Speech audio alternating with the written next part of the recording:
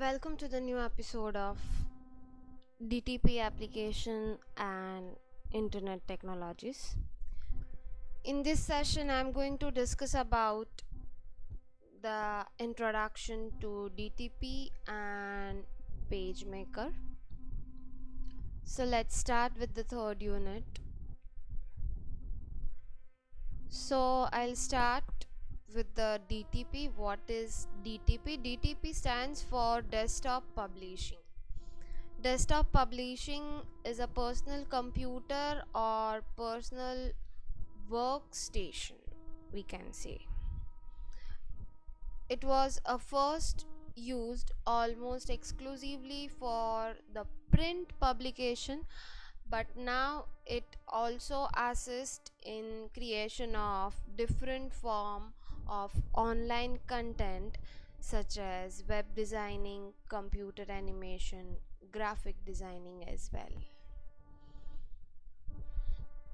Desktop publishing refers to using a software to create documents for publications, things which you need to publish. Let's say you need to publish your article in newspaper, so you need a specific format, the text element, the different designing to add the text, right? Let's say if you want to make some advertisement, some flyers, some brochures, right? So that comes under the desktop publications, the document for publishing. Graphic designing is a broader field that includes desktop publishing skills, but also involves looking at the bigger picture of art as well as designing. So it is in the cadre of art as well as designing, because yes, to design, to publish a document, it's a art, or you can say it's a design, right? So if you have a good creativity, the good creativity, or if you have a good skill to design the document for publications, right? So you can be the good graphic designer. It used to design, so I mean the basically DTP.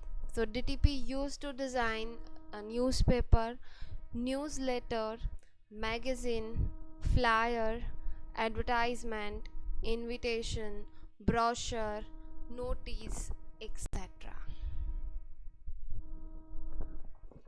These are the different softwares which are used for the DTP publications. So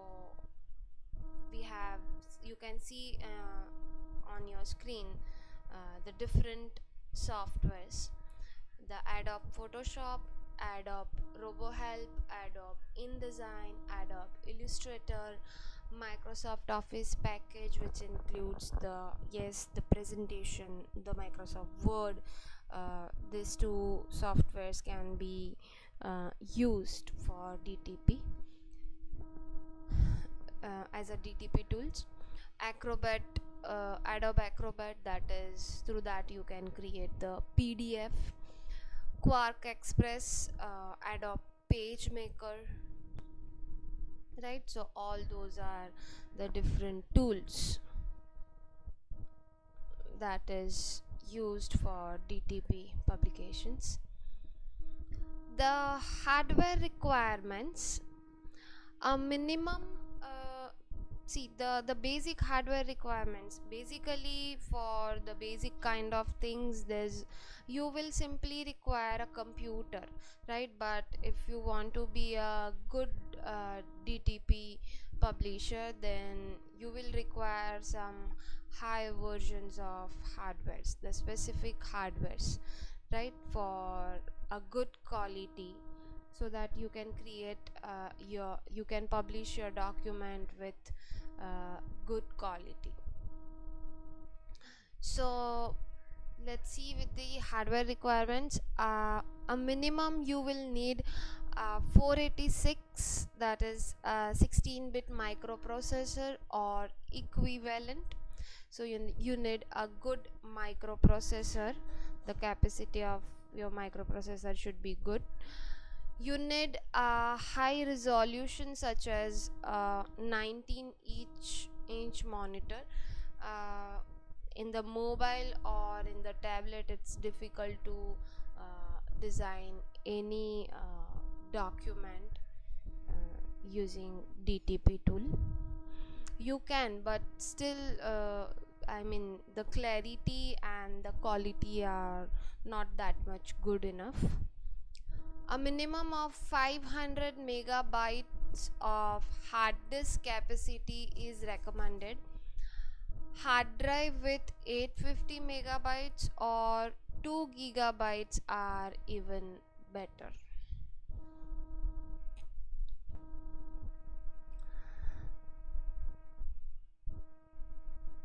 You need a mouse or trackable pointing device to move the cursor position. A laser printer is better choice when it comes to preparing the quality text and the graphics. I mean, once you design the document, if you need to print out, if you need to take a printouts, then the laser printer will be the good option. You need a desktop scanner to capture the photographs, artworks, clippings and other form of artwork, right? So that you can scan some of the photographs, artworks, right? And you can further edit them and design with the help of different DTP softwares. So these are the basic requirements, right? You can use more than this the hardware specification which I have mentioned here, right? So more than if you have a good processor, the bigger size of the screen size, right, and a good screen resolution and the hard drive capacity, you can use external hard drive as well. So if you have a good hardware tools, so that will be the better for the for creating, or you can say for designing DTP documents. Let's talk about the paper size and the type. So normally we have the paper size like letter, legal and broadsheet. So the letter size is 1.5 inch or by 11, that is the most common size. The legal size and the broadsheet size is also mentioned in this screen. The type of the paper, like a plain paper, glossy paper, matte paper or some color coated paper, right? So the different types of paper, so the selection of the paper and the size of the paper, right? In the when you design the when you start design, right, you need to identify the paper layout as well, right? So the two layouts of the papers is landscape and the portrait, and you have to decide the size of the paper, so in which size you want to design your document. So it may be letter or legal. So in computer software, they called as this size is called as A3 size, A4 size, right? A2 size, A1 size. We have a legal size, broadsheet size in that, right? So by default we all are using A4 size paper.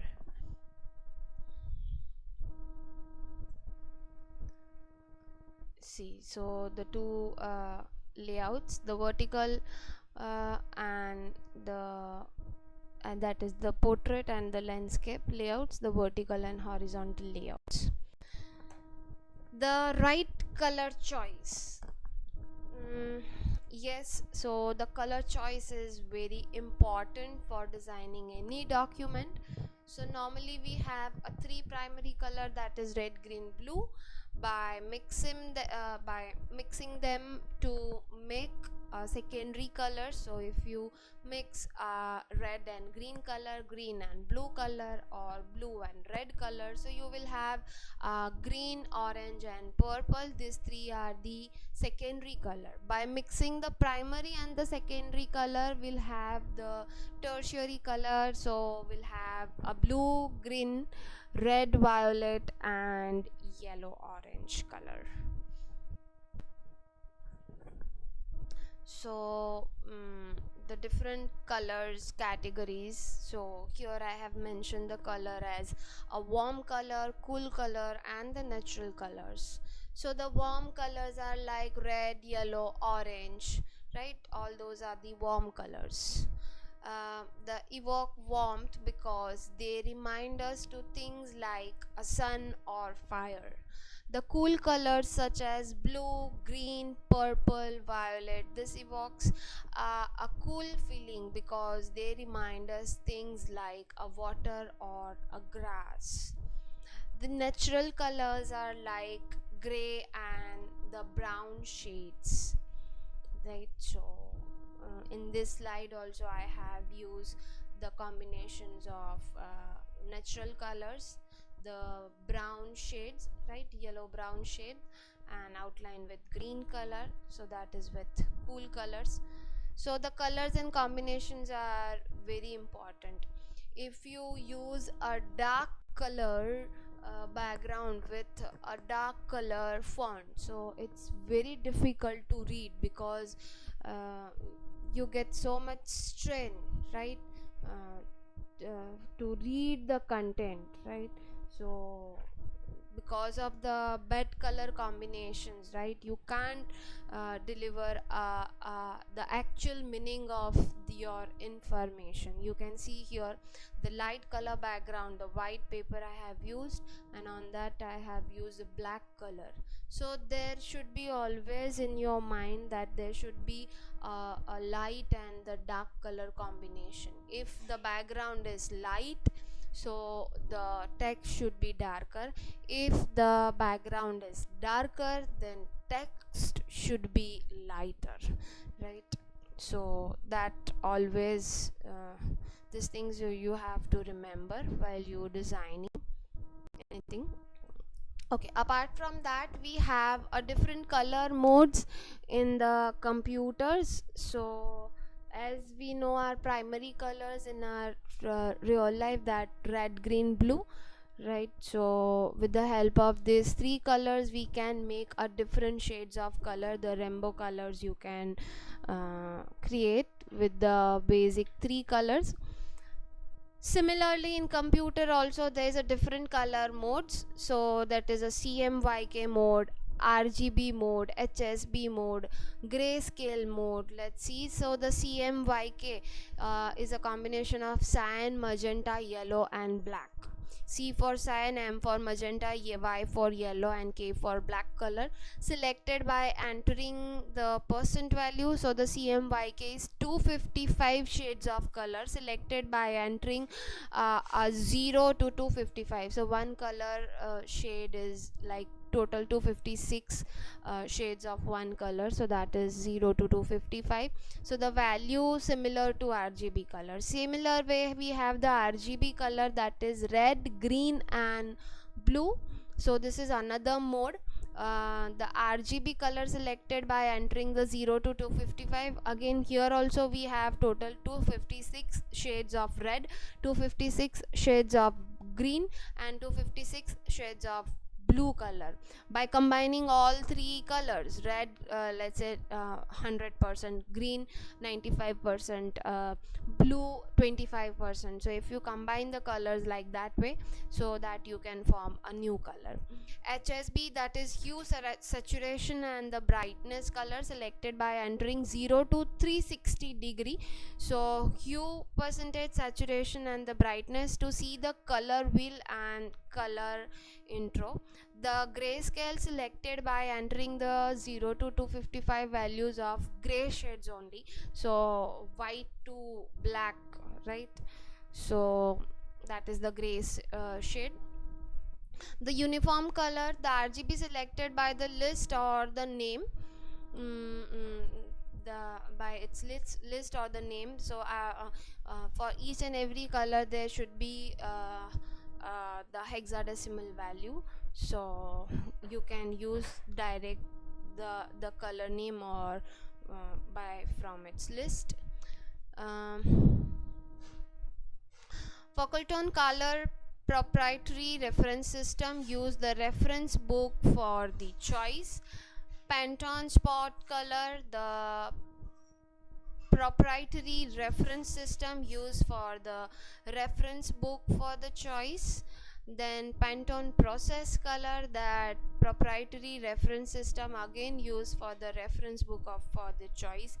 And true match color, that is again the proprietary color reference. So normally in any DTP software, right, whether you are using the Adobe Photoshop or the Adobe Illustrator, right, so any DTP I mean graphic related software, so you can get this 4 to 5 shades, the color modes. The one is CMYK, RGB, HSB, the grayscale mode, right? So all these modes, this basic 5 color modes we will get as the color mode. So you can change and you can use the specific color mode, and from that mode you can set the color type. So you can say if you use CMYK, so the color combination from the category of cyan, magenta, yellow and black. So by combining these colors you can form a new color from this mode. So please remember this 5 modes, sorry. Then the right font choice is also important. So total 7 points I have included here. The first one is branding. A font you select should embody the character and spirit of your brand. Try to match the font style to your brand's character, right? Let's say try to remember the logo or the text for the McDonald's, right, or the KFC. So the type of the font is also important.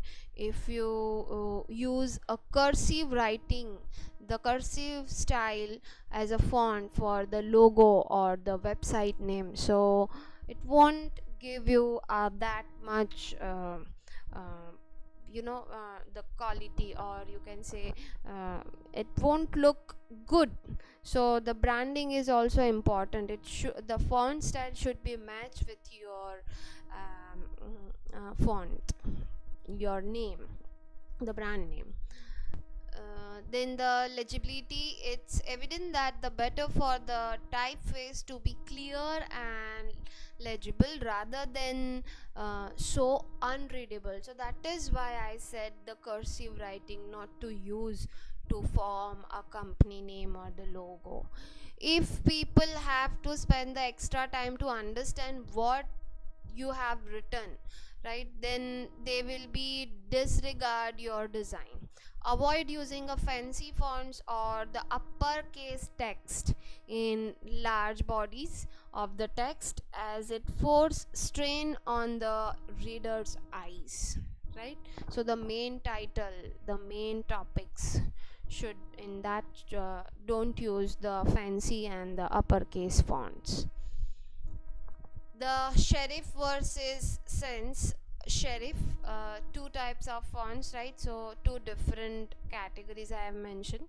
Usually the one of the first determination to be made when selecting the typeface for text. So this is the serif or this is the sans. So you have to decide the specific font style for your text, so which type of text you need. The next is font family is also important. Here in this picture you can see the font family, right? It's the these all are from the Helvetica family, right? So the different styles with samples also, the style also I have mentioned here. So some of the fonts are the member of the super family. So Helvetica is the super family name.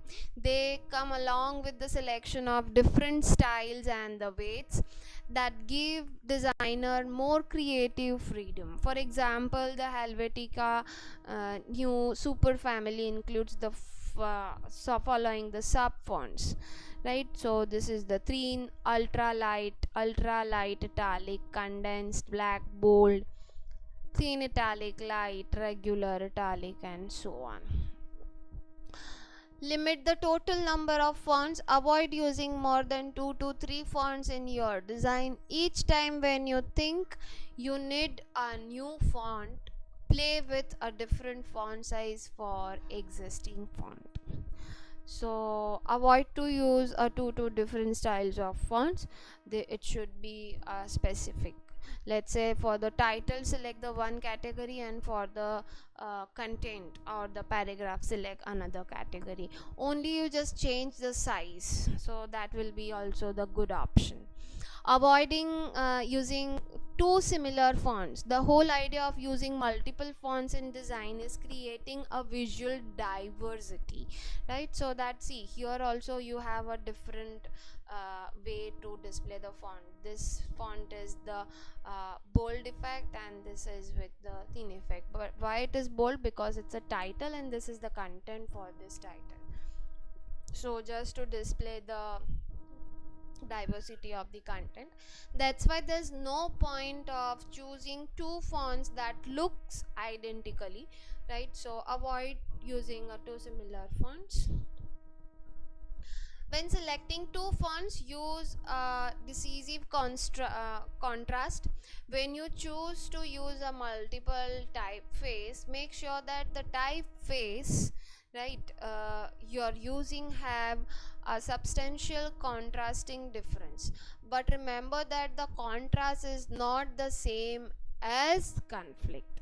The ideal combination of font should create harmony, right? So when you select the two category of fonts, use decisive contrast. There should be a contrast, right, to those two category. The general consideration for DTP. So the first one is to understand the medium. The second is to include the fixed page element. So the general consideration for designing any document from the category of DTP, that is understanding the medium. The readers experience the web pages in two ways: as the direct medium where pages are read online, as a delivery medium to access the information that is downloaded into text file or printed on to the paper. So how you deliver your content online or from the printed media. So first you need to identify the medium. The next is include the fixed page element. Each page should contains a title, author, institutional affiliation, the revision date, copyright information, and the link to the home page for your site. Right, so web page are often printed on a save to disk, and without this information there is no easy way to determine where the document originated. The next general consideration, that is, don't impose the style. Don't set out the develop a style for your site, and uh, be careful about the simply importing the graphic element of another website or the print publication to decorate your pages.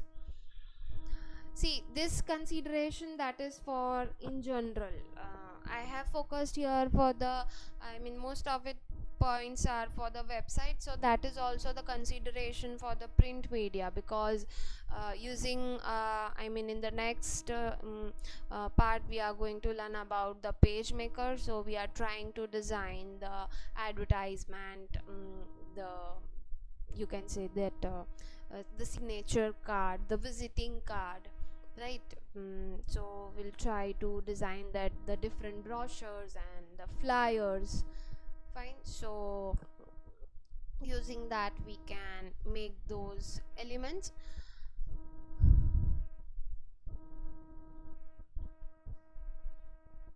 So in that terms I have mentioned all the general rules. Then the maximize the prime real estate. In the page layout, the top of the page is always the most the dominant location, because the top of the page there should be the logo and the company name, right? But on the web page, the upper page is especially important. So because of the top 4 inches of the page are all that about the visible on the typical display screen, so use this space as efficiently and effectively. So normally if you have the brochure or the advertisements, so the top 4 inches there should be the main title, the main content.